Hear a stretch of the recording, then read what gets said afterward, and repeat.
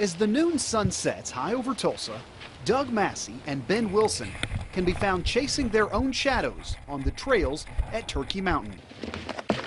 Their preferred mode of travel, the mountain unicycle. Just a man and his wheel.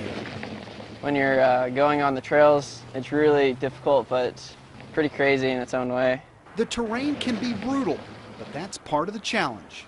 I like the rough areas like this where you get a lot of the twist to it, and that's where the core workout really comes in.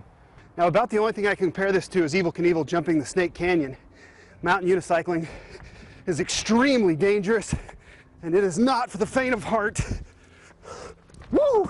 You basically learn just to let the unicycle do its own thing whenever you're about to fall and just start running away. Well, you want to step off with dignity if you can. You definitely have to stay focused, because if you're not, you're going to totally bite it. They really make it look simple, but there is nothing easy about this sport.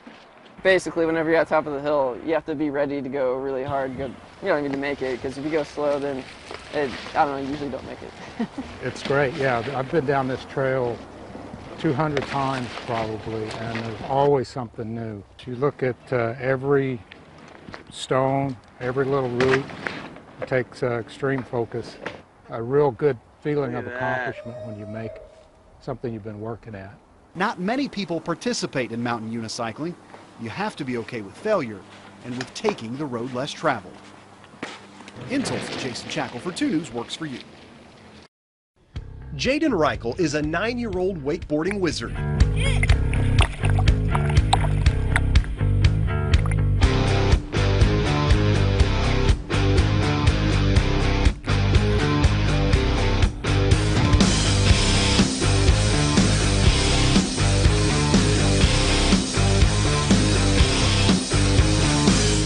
Most kids his age are happy to be riding on a tube, but Jaden lives to shred. Tubing, you don't get as much air. He started boarding at age 5 and moved along quickly. I didn't do many tricks when I started. I just went around the wake a lot, but I've done a 360. I'm doing 180s, weight-to-weight jumps. But tough tricks are dangerous, and Jaden knows all too well just how painful this sport can be. That was probably the hardest day of our lives. Riding and just came down wrong and snapped my leg.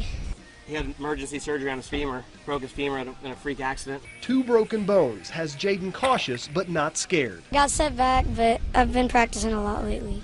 Jaden's dad, Justin, is aware of the dangers in the sport, but is proud that his son isn't giving up.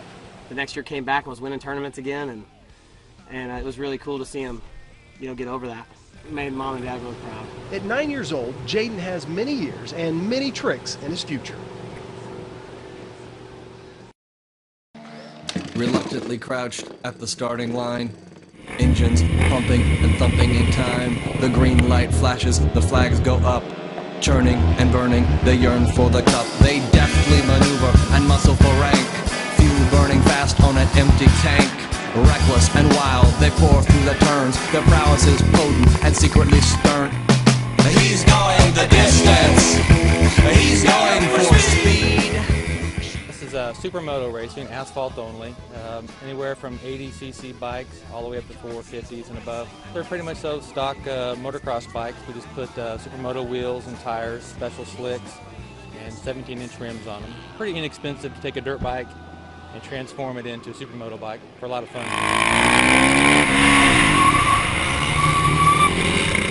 There is a technique to it, a lot of front brake, a lot different than dirt biking, more like flat tracking, but on the pavement. All types are out here. You've got road racers, you've got flat trackers, obviously motocross guys. Just about anyone can develop a skill at supermoto. Tire to tire, elbow to elbow. We'll run each other off the track if we need to. It's a lot of fun.